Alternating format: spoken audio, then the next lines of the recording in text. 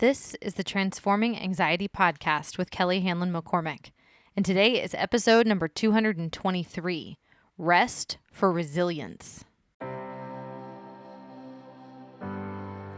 Welcome to Transforming Anxiety. I'm your host, Kelly McCormick. I'm a mom to 2 boys, a wife, friend, daughter, and sister, and I'm a certified life coach, yoga teacher, and soon-to-be mindfulness meditation teacher. I'm no stranger to anxiety, and I'm here to teach you how to manage your mind and your emotions so that you too can transform anxiety into calm, peace, and whatever you want for your life. I'm so glad you're here. Hey there. Welcome in today.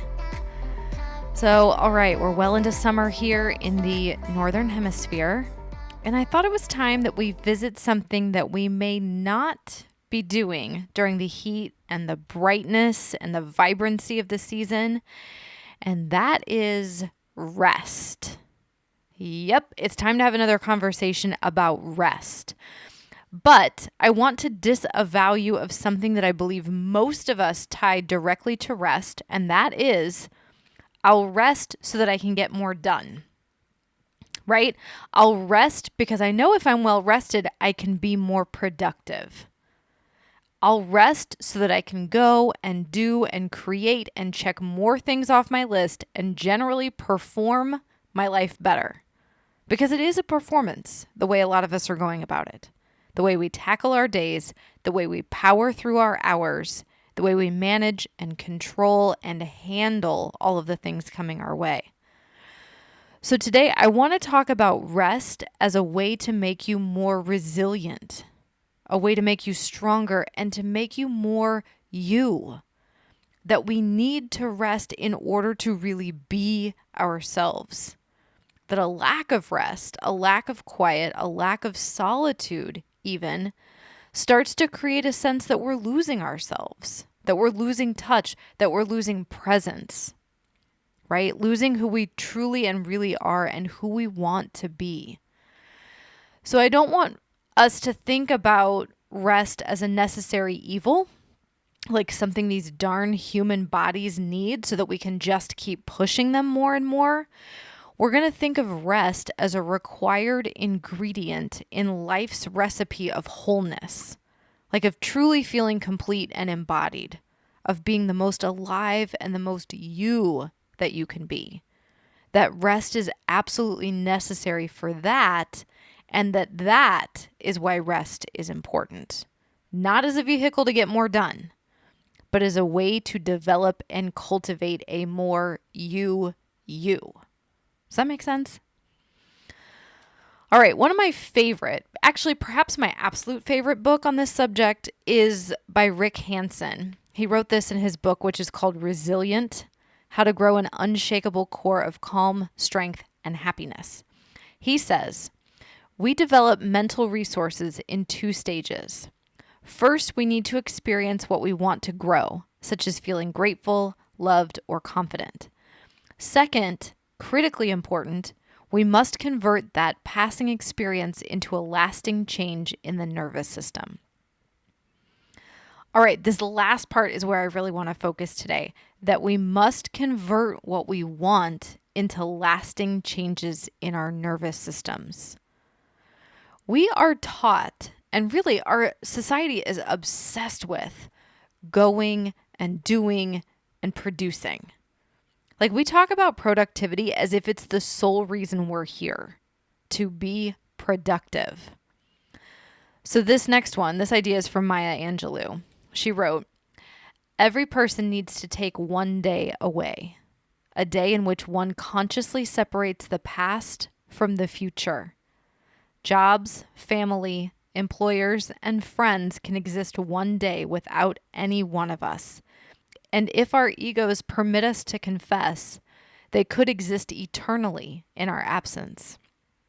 Each person deserves a day away in which no problems are confronted, no solutions searched for. Each of us needs to withdraw from the cares which will not withdraw from us. all right, there's a lot in this one. Can we talk about this for a moment? Debunking the productivity myth with the help and support of Maya Angelou. Here we go. First of all, I want to just acknowledge the pushback here, though. I can feel you going, I don't really have time to take a day away, right? To rest, to separate myself from work and family and friends. I hear you. And also, yes, you do.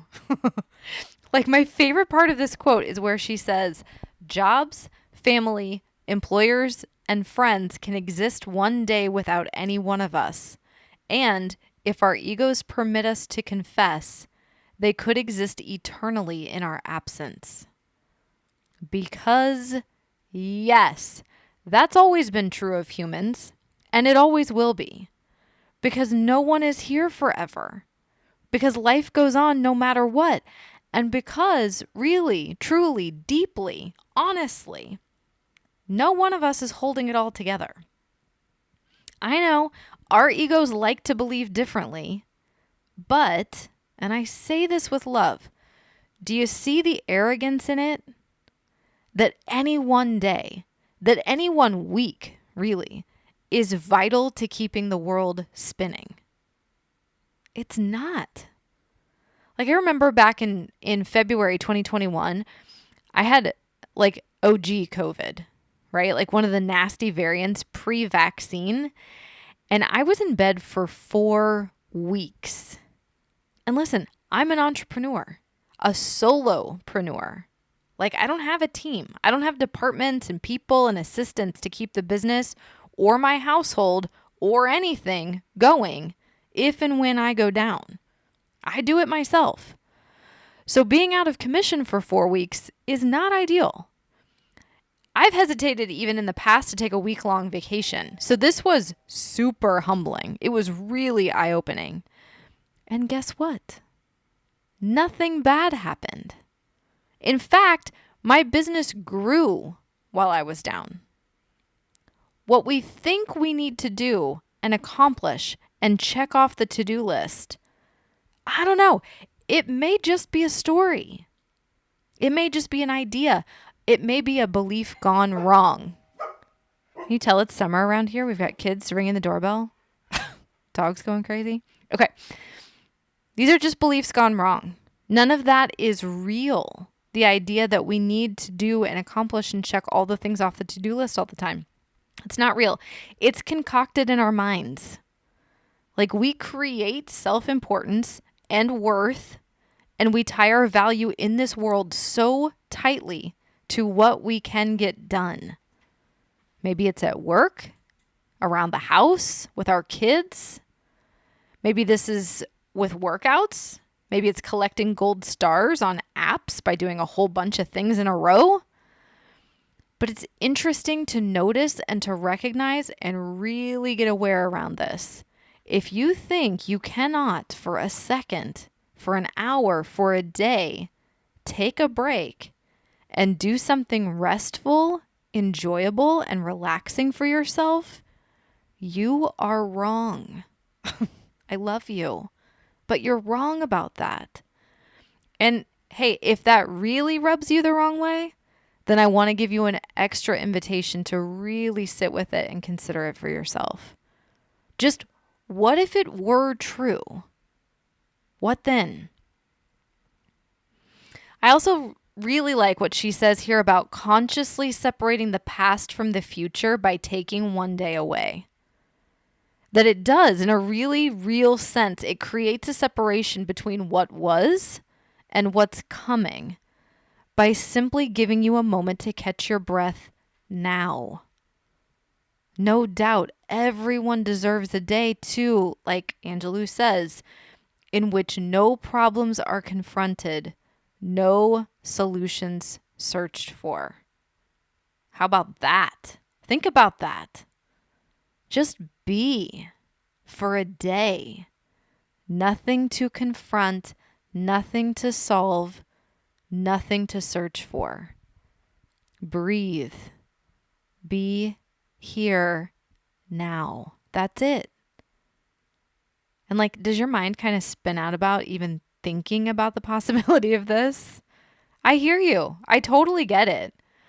And those times, like having COVID, right? Being down for days and weeks at a time, they're one of the only experiences that we've likely had with this, with what she's teaching us here. And this, each of us needs to withdraw from the cares which will not withdraw from us. Yes, the cares will not withdraw from us. We can, however, withdraw from them. And even temporarily, this is vital. All right, so let's talk more about resilience for a moment. If you've been hanging out with me, or if you've been in any of my classes or courses, you have probably heard me say something like this. Humanity has an obsessive and kind of ridiculous grip on happiness. We are relentlessly pursuing happiness, and we're barking up the wrong tree, honestly, trying to make ourselves, trying to make our kids, and trying to make the people around us happy all the time. We don't need happiness nearly as much as we need resilience. Honestly, there's like this Stepford quality to happiness. There's something artificial and robotic about the idea of being happy all the time. You don't want that. You'd have to be happy when your dog dies and 9/11 hits and a global pandemic sweeps the planet. Like, you'd have to be happy about mass shootings and social injustice and the lack of health care and clean water in this world. You don't want to be happy all the time. But resilient? Resilience means that you're able to withstand or recover quickly from difficult conditions. And this is what we should be aiming for. Because life is hard. I know you've noticed. Life is tough. And something far more valuable than happiness when we're facing tough stuff is resilience, strength, fortitude, the ability to withstand and recover quickly from difficult conditions. All right, another quote. This is from novelist Sophie Kinsella, and she said it this way. And honestly, I have found this to be true personally and in teaching for the past 10 years.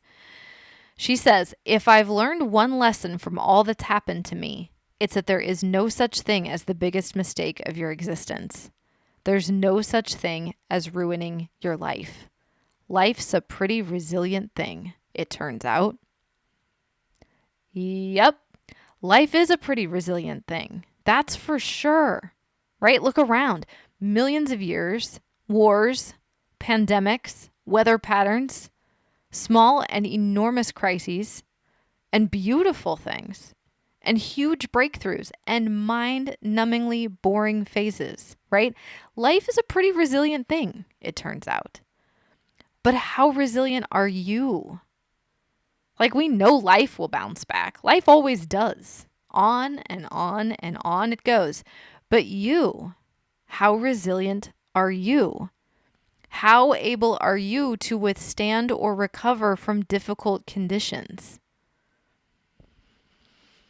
All right, the writer Karen Marie Moning, she wrote this. I've come to hold the human spirit in the highest regard. Like the body, it struggles to repair itself. As cells fight off infection and conquer illness, the spirit, too, has remarkable resilience. It knows when it is harmed, and it knows when the harm is too much to bear. If it deems the injury too great, the spirit cocoons the wound in the same fashion that the body forms a cyst around infection until the time comes that it can deal with it. The human spirit is naturally resilient. We harden ourselves against life, against difficulty, against negative and intense experiences. But we do seek to repair ourselves. Just like Karen writes, the spirit has remarkable resilience. If we know this, if we trust this, we can lean into the resilience of our spirit, of ourselves. And instead of relying on happiness to get us through, we can trust our resilience. And this is freedom. When we're tied to happiness and we are relying on feeling good in order to be okay, we're hosed because so many times we aren't happy. Things don't feel good. But if instead we cultivate and prioritize and really practice the skill of resilience, when we trust that we can take care of ourselves no matter what life hands us, then we're free. And if we value rest as a direct portal to more resilience, then rest becomes vital. It's not laziness. It's not something we don't have time for. No, it becomes key. Rest is the bedrock of resilience, and trusting that means we rest. We rest not to do more, not to produce more, not to go more, but to strengthen our capacity to roll with life, to remain fluid, to be flexible, and to be resilient in the face of anything that we feel, anything that we experience, anything we go through. This is a totally different feel, right? It's a different intention, a different vibe. Rest for resilience, not rest so I can do more.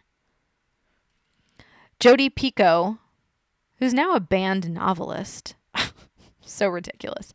She wrote this in her huge bestseller. It's called My Sister's Keeper. This was years ago. The human capacity for burden is like bamboo, far more flexible than you'd ever believe at first glance. So I want to leave you with this for today. Our capacity is far more than you'd believe. We are resilient. Humans have the capacity to bend and adapt and remain pliable and flexible in the face of hardship and confusion and stress and outright atrocities. We do. We've seen it over the history of humankind, the devastation that we've endured as a species. And I want to suggest today that rest is not a vehicle to hustle for more self-worth or more value or more productivity. But instead, it's one of the most important things you can do in the interest of cultivating and nourishing your resilience. I literally think of it this way when I give myself an hour or a day or even a weekend or a week off. This is in service to my spirit, my humanness, my health, and my resilience. It's not really a nice to have luxury. It's a required foundational element for health, for longevity, and for being the most me that I can be. So, all right, actually one more thing. Let's talk about anxiety and resilience. So if you're even remotely on board with the idea that rest makes for a more resilient person, then let's talk too about how this affects your experience of anxiety. So many of us are feeling anxious because we're trying to get control. We're trying to create certainty. We're trying to make the future a solid and known entity. And we know we can't do that intellectually, but we try anyway, don't we? And we suffer. We feel anxious. It builds and it feeds on itself. But when we cultivate and practice the skill of resilience, of knowing that we can handle what's coming, knowing that we can take care of ourselves, even in the face of unpredictable and scary and inconvenient situations, when that's the truth that we're operating from, we feel far less anxious.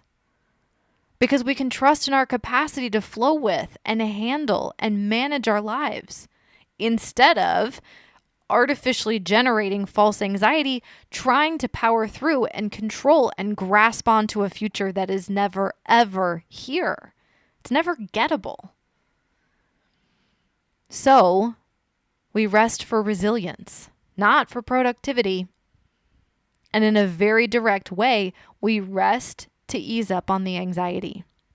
Because the more resilient we are, the less anxious we feel. It's a very direct correlation. Resilience is a key to life that feels steadier and calmer and more honest, more real. So we rest for resilience, and we rest to feel better, right? More resilience, less anxiety. Yeah? Yeah. All right. That's it for today. Rest for resilience. I hope this one was helpful. Please, if you do find it helpful, share it with a friend. Share it with a coworker or a family member or neighbor. And don't forget to rate and review the show, especially if you love it. I will be back with more Transforming Anxiety next week. And until then, please take care.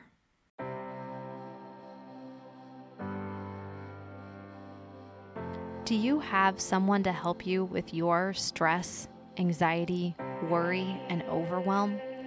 If not, I would love to be your coach. The Fierce Calm Project is my virtual coaching program where we get to go in on topics like this one, and I can help you apply these lessons to your life so that you're creating your own transformation. We do live coaching calls, guided meditations, on-demand yoga classes.